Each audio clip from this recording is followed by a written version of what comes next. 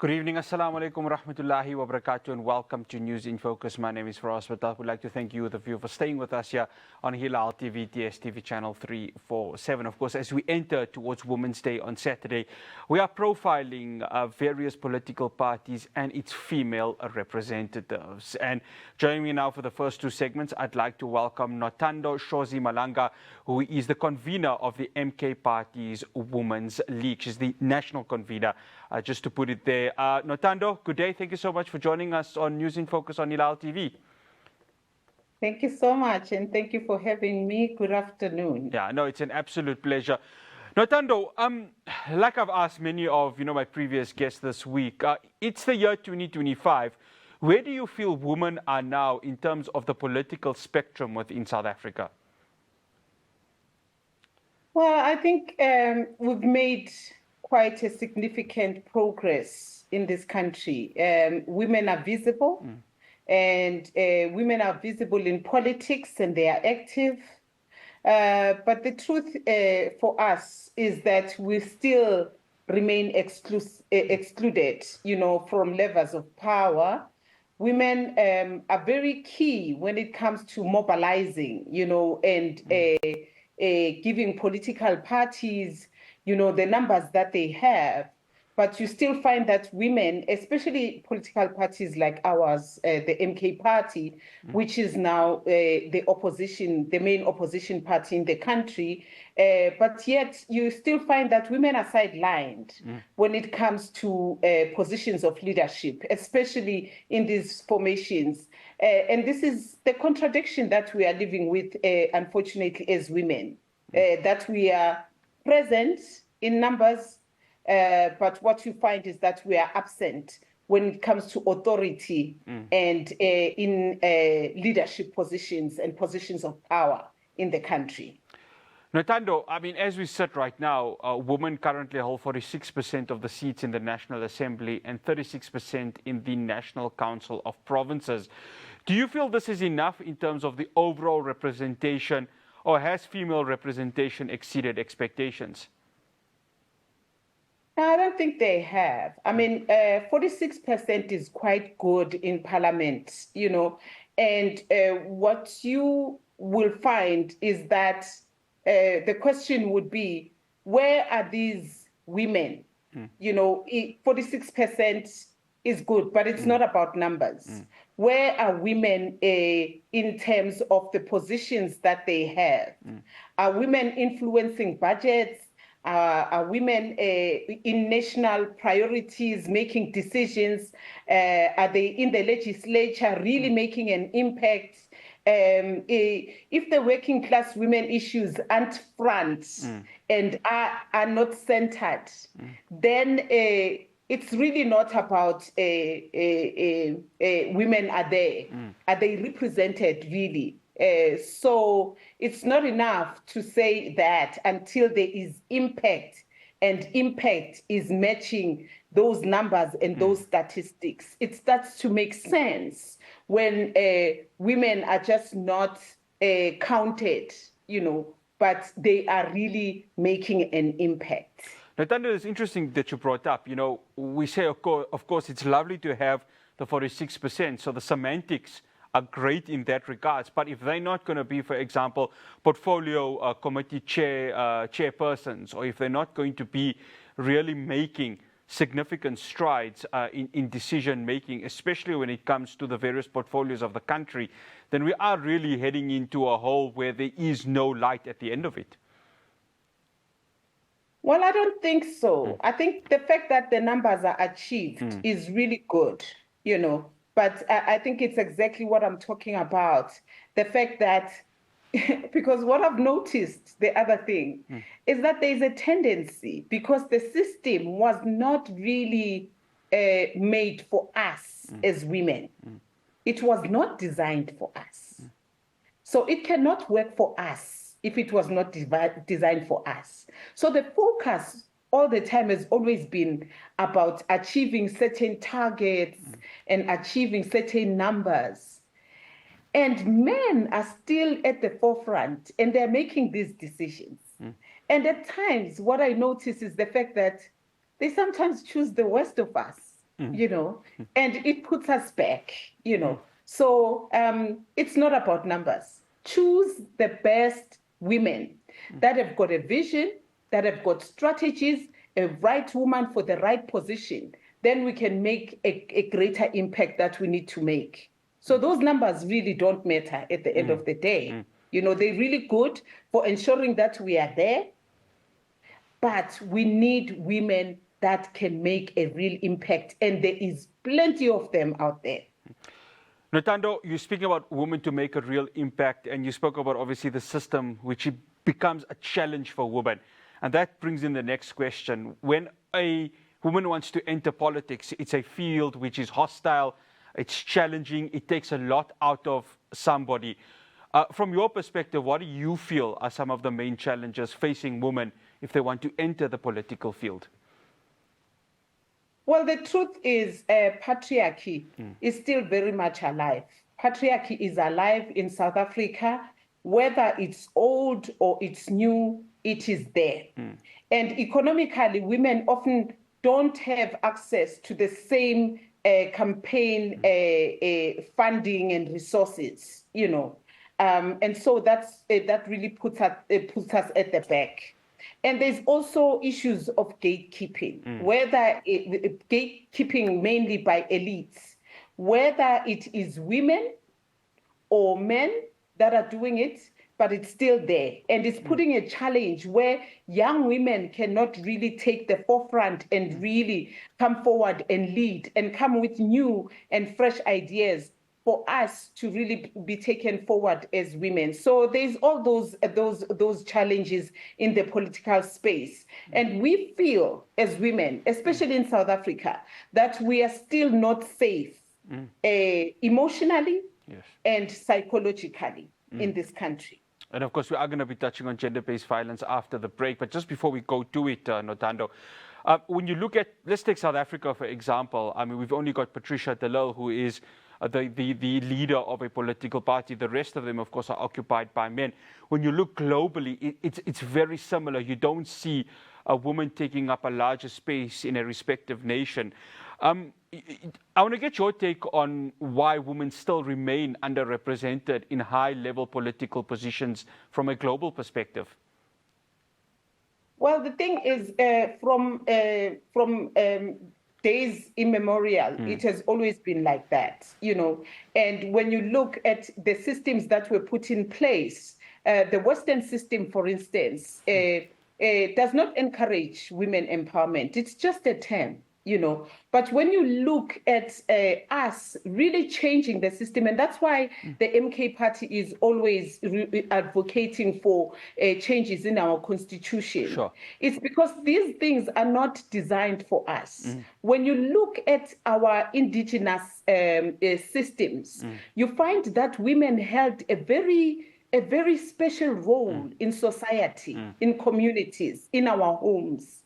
And as long as we are utilizing a system that was not designed for us, we will never find the solutions that we are actually looking for. And I think it's time that we take that seriously and understand that there is a need for change and really a real change that will impact people in a positive way.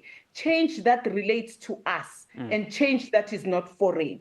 We need to go back to our indigenous ways because then whatever change we come back with, it will be change that we can associate with, we identify with, and we believe.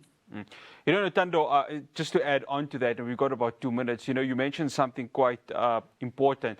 When you look at the indigenous, especially when we look at how Africa was, the mother, the woman played such a huge role. And I think that's what sometimes a lot of us as males take for granted. And I think it's time for all of us to catch a wake up and understand that a woman is not just a woman, she's a mother and she's a leader also. And I think that's important, isn't it?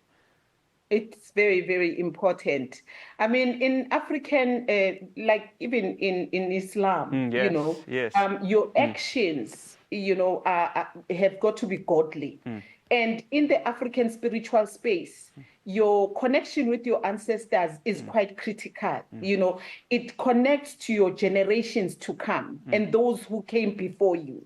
You know, once we take those values, that culture, and really engage that and ensure that policies, you know, speak to that, they speak to us, who we are, then we can be able to really have a meaningful change that we can look at and say, this is us. At the moment, we are using a foreign system, and we are hoping that it will serve us. And that's where the problem is. Mothers have always been critical in our cultures, you know, and we need to really put mothers at the center and the front so that we can be able to realize the change that they are the ones that give birth to a nation. After the break, I continue my conversation with Nothando Shozi-Malanga. We're, of course, talking women in politics. Do stay tuned. We'll be back after this break.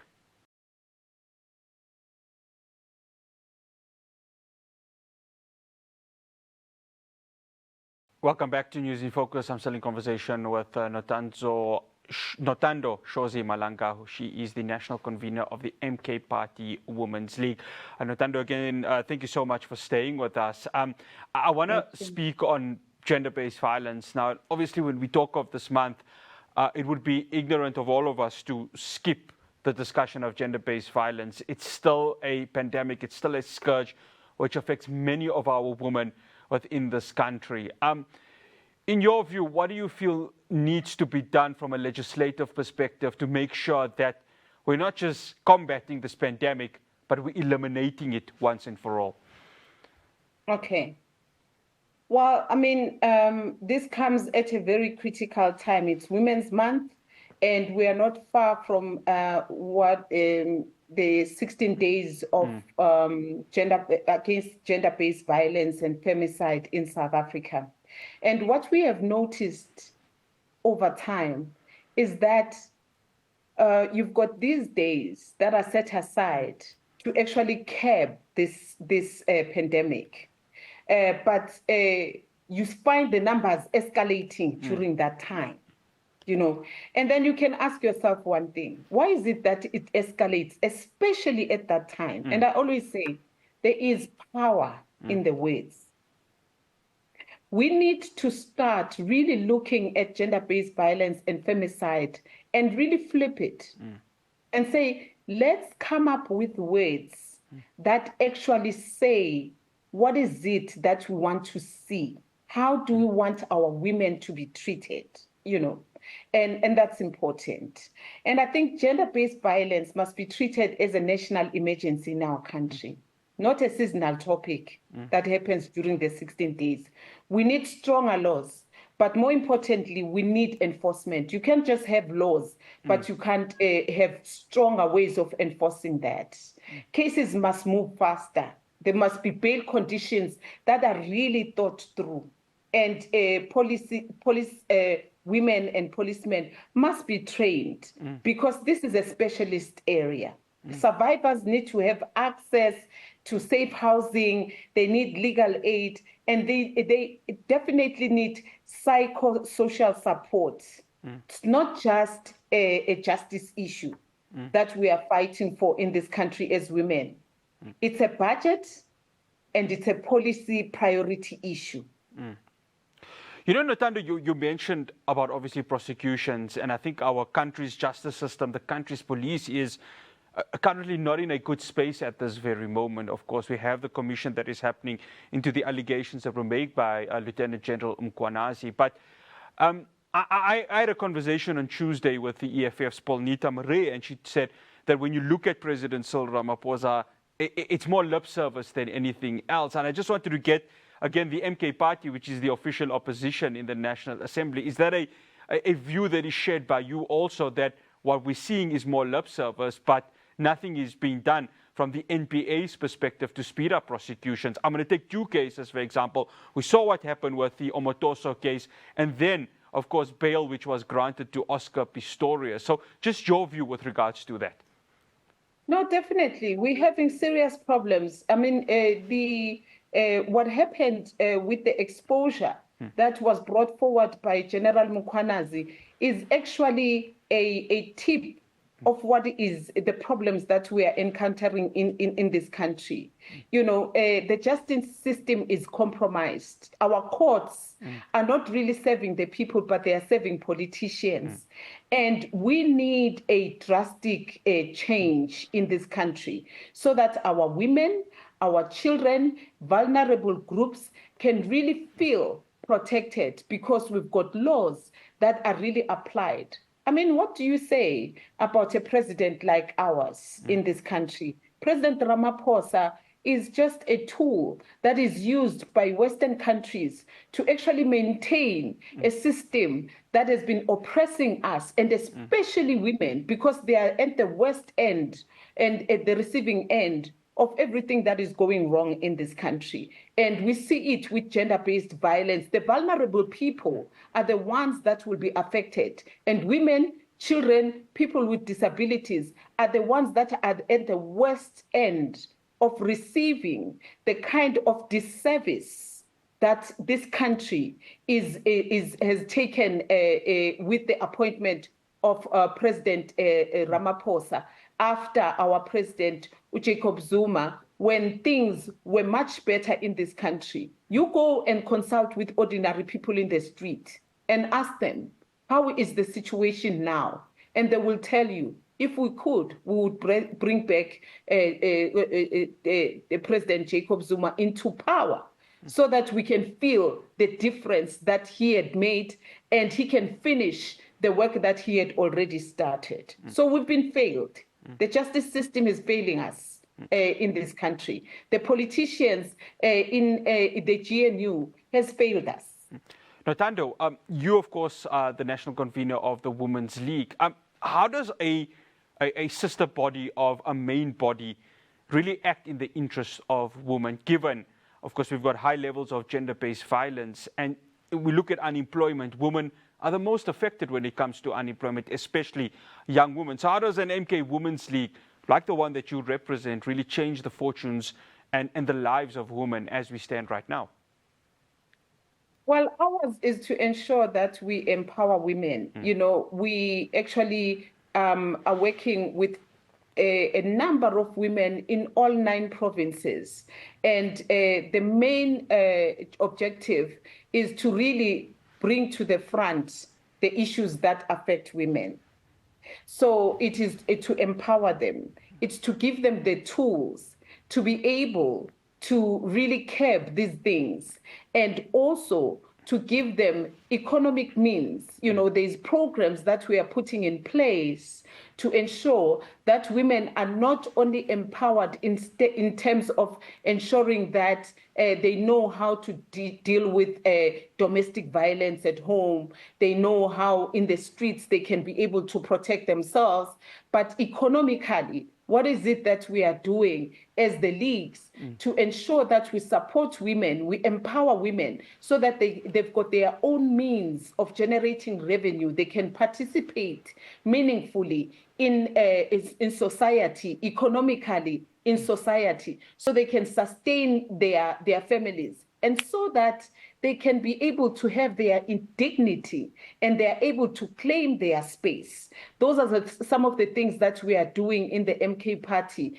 The work that is important is actually ensuring that women are at the center, and we want to ensure that when we say in our constitution that at least 40% have got in the leadership position has got to be women. We know that we've got a challenge in our organization, and we're working hard to actually ensure that we achieve that. Not that we achieve the number only, but we ensure that we put the right women at the right places that are going to assist us to gain the 2/3 majority that we need to change the constitution of this country and give back our people their land and their dignity.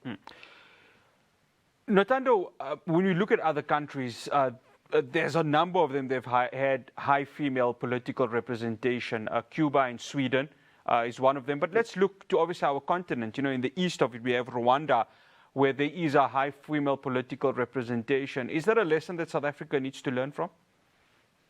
Well, I think women in Rwanda is a very, very good example. They integrated a system into their country and how it operates. They integrated it into land reform. They put it into education and governance. And post-genocide in Rwanda, women rebuilt the country. You know, the constitution enforced 30% minimum female participation, which they've far exceeded. And the lesson for us is the constitutional courts work when there is a political will. And I think it's very important that when we put the policies in place, are we putting them in a space where is a political will for things to change, you know? And the problem at the moment in South Africa is that we have got a GNU in place that has got no intention whatsoever to serve the interests of the majority. And we need to work really hard when we are getting into elections to actually gain the numbers that we need to be able to change this system so that it doesn't just serve the majority, but it serves South Africa. Rwanda is a great example. And we are looking forward in South Africa to really participate in the next elections as the MK party. We made an impact in the last national elections, and we believe that the next round of elections will put us in a better space so that we can be able to really put our country first and put our women, our children, our people with disabilities at the forefront so that they can lead and not just be followers and observers of what is happening in the country of our birth and in the country of our forefathers. Nothando, I've got 30 seconds. I just need to get this question in. How close or how far are we in terms of having or finally having a female president in our country? Oh, well, that's a really great question. But I am a positive person.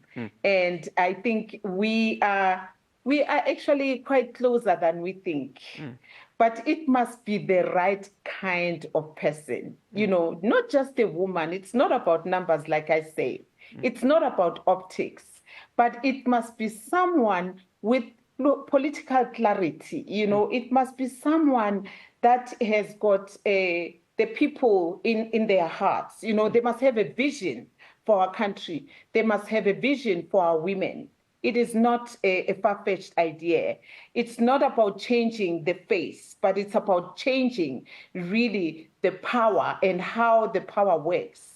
And women leadership must be rooted in the community. You know, communities for us as Africans are quite key. It must be rooted in justice, and it must be rooted in transformation and not patronage. And we are not far from that. A woman president is a great possibility in this country, and she will come from MK Party. Okay, Thank you. We will definitely watch this space. Nothando, absolute pleasure having you on. Thank you so much for joining us on News in Focus on Hilaal TV. It was lovely talking to you. Thank you so much for having us. No, it's an absolute pleasure. Nothando Shozi-Malanga. She's the national convener of the MK Party Women's League. After the break, we continue the conversation. I'm going to be speaking to Baldwin, South Africa's Member of Parliament, its Deputy Leader, Nobuntu Hlazo Webster. Do stay tuned.